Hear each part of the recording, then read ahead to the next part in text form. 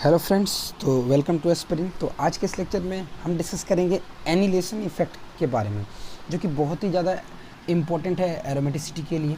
ठीक है, तो उससे पहले एक बहुत ही ज़्यादा इम्पोर्टेंट एग्जांपल है हमारा, क्या है, साइक्लोओक्टाटेट्राईन। तो देखिए, आप यहाँ पे देख सकते हैं कि ये कितने इलेक्ट्रॉन सिस्टम है,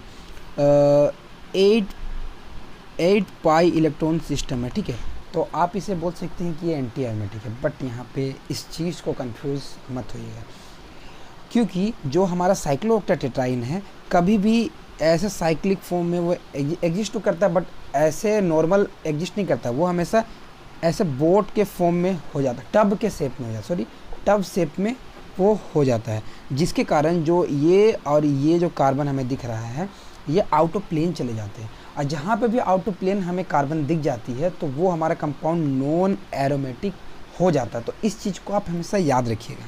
तो अब हम बात करते हैं आज के हमारे टॉपिक के बारे में, तो वो है एनिलेशन इफेक्ट। तो ये इसको आप बहुत ही ध्यान से सुनिएगा कि ये एनिलेशन इफेक्ट होता क्या है। देखिए, हमारे क्या है, 5 मेंबर रिंग दिया हुआ है। ठीक है, 5 मेंबर रिंग दिया हुआ है और इस पे जो है हमारा एक sp3 कार्बन है। फिर एक 5 मेंबर रिंग साथ हमने क्या किया, एक बेंजीन रिंग को अटैच कर दिया। ठीक है, इस पर आप देख रहे हैं कि sp3 कार्बन प्रेजेंट है, वो है ये वाला। ठीक है, बोथ केस में ये वाला कार्बन हमारा sp3 है। और दोनों साइड में हमें एक एग्जांपल लिया, उसमें हमने क्या किया, दोनों साइड में जो है हमने 2 बेंजीन रिंग लगा दिया। अब हमने क्या किया, तीनों रिंग से जो है एक एक H+ निकाल दिया। तो हमारे तीनों रिंग में जो है हमारे क्या हो जाएगा, हमारा यहाँ पे देखिए तीनों रिंग से जब हमने निकाला तो वहाँ पे एक एक नेगेटिव चार्ज आ गया। यहाँ पे भी देखिए एक नेगेटिव साइन आ गया, यहाँ पे भी देखिए एक नेगेटिव साइन आ गया है। तो अब देखिए यहाँ पे क्या हुआ कि ये जो है ये कितना इलेक्ट्रॉन सिस्टम हो गया, ये हमारा हो गया आपका 6 पाई इलेक्ट्रॉन सिस्टम हो जाएगा। ठीक है, ठीक है, ये 6 पाई इलेक्ट्रॉन सिस्टम हो जाएगा। तो मतलब ये जो है हमारा एरोमेटिक है। और अगर बात करें इन दोनों को भी, तो सिमिलरली ये दोनों भी हमारा ये एरोमेटिक हो जाएगा। ठीक है, अब बात करते हैं, देखिए तीनों हमारा कंपाउंड एरोमेटिक है, तीनों हमारा कंपाउंड एरोमेटिक है। अब अगर इस केस में अगर हमें क्वेश्चन दिया जाए एग्जाम में कि बोला जाए कि तीनों में सबसे ज़्यादा एसिडिक कौन सा है, तो हमारा सबसे ज़्यादा एसिडिक है कंपाउंड 1। लेकिन आप तो बोलिएगा कि कंपाउंड 3 ज़्यादा एसिडिक है, क्योंकि उसके साथ 2 बेंजीन रिंग अटैच्ड है, उस पर ज़्यादा रेजोनेंस एनर्जी है, वो ज़्यादा रेजोनेट कर सकता है। बट लेकिन इस जगह पे आप इस चीज़ के लिए कंफ्यूज मत होइएगा, क्योंकि देखिए बेंजीन तो खुद ही एरोमेटिक है। तो जब ये इलेक्ट्रॉन जो है रेजोनेट करेगा तो बेंजीन क्यों अपना एरोमेटिसिटी खो के रेजोनेंस में पार्ट हिस्सा लेगा।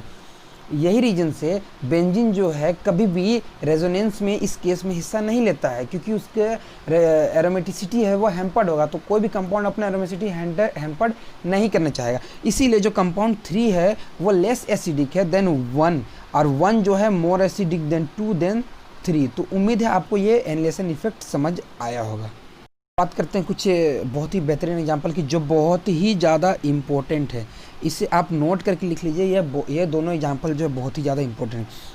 हमें देखिए क्या हुआ है कि हमारा एक रिंग दिया हुआ, ठीक है, तो इस पे कितना है, 10 कार्बन का एक रिंग है। ठीक है, तो उसमें आप यहाँ पे देख सकते हैं अब जो है ये कितना इलेक्ट्रॉन सिस्टम है वो आप देखिए। तो हमारे पास यहाँ पे कितना पाई इलेक्ट्रॉन प्रेजेंट है, 10 पाई इलेक्ट्रॉन हमें यहाँ पे प्रेजेंट है। तो 10 पाई इलेक्ट्रॉन है, तो आप इसे बोलिएगा क्या, ये हमारा है एरोमेटिक कंपाउंड। ठीक, क्योंकि ये हकल रूल को फॉलो कर रहा है। ठीक है, तो जब ये हकल रूल को, क्योंकि 4 से डिविजिबल नहीं हमारे टिक के हिसाब से, तो ये एरोमेटिक है। ठीक है, लेकिन अब यहाँ पे देखिए, तो ये जो कंपाउंड है यहाँ पे दो देखिए, 2 यहाँ पे बीच में हाइड्रोजन प्रेजेंट है, 2 हाइड्रोजन बैठे हुए हैं। ठीक है ना, तो ये हाइड्रोजन क्या बोलते हैं हम लोग, ये हाइड्रोजन बोलते हैं हम लोग ट्रांस एनुलर हाइड्रोजन। ये ट्रांस एनुलर हाइड्रोजन में जो है हमारा क्या होता है, रिपल्सन होती है। इस रिपल्सन के कारण जो हमारा दोनों रिंग जो है वो आउट ऑफ प्लेन हो जाता है। ठीक है, बिकम्स, और ये हमारा नॉन प्लेनर हो जाता है, जिसके कारण जहाँ पे भी आपको नॉन प्लेनरिटी दिखेगा वो कंपाउंड नॉन एरोमेटिक हो जाता है। तो ये एक्सेप्शन को आप याद रखिएगा। अब दूसरा में कंपाउंड है कि अगर हम वही कंपाउंड को हमें एरोमेटिक करना है तो आप हम कैसे कर सकते हैं।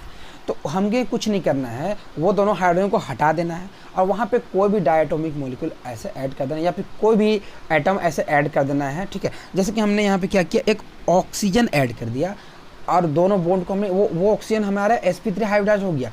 तो अब यहाँ पे देख सकते हैं कि वहाँ पे जो हमारा रिपल्सन था रिंग के बीच में, वो हाइड्रोजन कारण वो नहीं रहा, तो जो कंपाउंड हमारा नॉन प्लेनर हो रहा था वो नीचे प्लेनर हो गया, और जो ऑक्सीजन है वो आउट ऑफ प्लेन हो गया, तो उससे हमारा एरोमेटिसिटी हैम्पर नहीं हो रहा, जिसके कारण जो हमारा ये कंपाउंड है ये हमारा जो है ये एरोमेटिक हो जा रहा है। ठीक है, अब बात करते हैं हमारे नेक्स्ट टॉपिक क्या है, पॉलीसाइक्लिक एरोमेटिक कंपाउंड।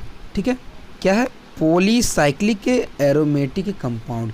तो ठीक है, इसके लिए आपको एक दो चीज़ें याद रखनी होंगी, ज़्यादा कुछ नहीं है, बहुत ईजी है। अगर आपका रिंग जो है फ्यूज्ड रिंग सिस्टम हो, क्या हो, फ्यूज्ड रिंग सिस्टम हो, या फिर आइसोलेटेड रिंग सिस्टम है, तो उसके लिए आपको बस एक चीज़ याद रखना है कि अगर फ्यूज्ड है तो जितने भी रिंग, मतलब सबसे पहले जानता है फ्यूज्ड क्या था। अगर एक, जैसे कि ये रिंग देखिए, ये आपस में जो है फ्यूज्ड है, लेकिन अगर दो रिंग को है हम एक बॉन्ड के थ्रू जोड़ देंगे तो उसको हम लोग बोलते हैं आइसोलेटेड रिंग बोलते हैं। ठीक है, अगर फ्यूज्ड रिंग सिस्टम हमें दिया हुआ है तो उसमें आप जो है एरोमेटिक कैरेक्टर के लिए जो है सारे रिंग के पाई इलेक्ट्रॉन को काउंट करेंगे। ठीक है, सारे रिंग के पाई इलेक्ट्रॉन काउंट करें। तब आप देख सकते हैं नेपथलीन दिया हुआ है, तो नेपथलीन में 5 पाई इलेक्ट्रॉन है, तो यानी 10 पाई इलेक्ट्रॉन सिस्टम हो जाएगा। तो 4n + 2 = हमारा 10 हो जाएगा, तो n = हमारा 2 हो जाएगा। ठीक है, तो ये हमारा हकल रूल को फॉलो कर रहा है। और अगर एंथ्रासिन की बात करें तो देखिए 3 रिंग है, तो हमारा 14 इलेक्ट्रॉन है, तो n = हमारा 3, तो ये भी हमारा एरोमेटिक होगा। लेकिन अगर हमें यहाँ पे देखिए, तो हमने यहाँ पे क्या किया, जो भी रिंग था वो सारे इलेक्ट्रॉन काउंट किए। लेकिन अगर देखिए आइसोलेटेड होगा तो वहाँ पे नोट जो है ऑल रिंग्स आर कंसीडर, मतलब हर एक रिंग को कंसीडर, अगर कोई भी एक रिंग जो हमारा एरोमेटिक हो जाता है तो हमारा पूरा कंपाउंड जो है हमारा एरोमेटिक हो जाता है। अगर यहाँ पे देखिए 2 बेंजीन रिंग को हमने आइसोलेटेड तरीके से यहाँ पे अटैच कर दिया है, तो यहाँ पे देखिए क्या हुआ कि हमने एक रिंग को लिया, 4n + 2 = 6 इलेक्ट्रॉन हो गया, 6 पाई इलेक्ट्रॉन, तो n = 1, तो हमारा ये कंपाउंड जो है क्या हो गया, हमारा ये एरोमेटिक हो गया। तो उम्मीद है आपको आज का लेक्चर समझ आया होगा। धन्यवाद।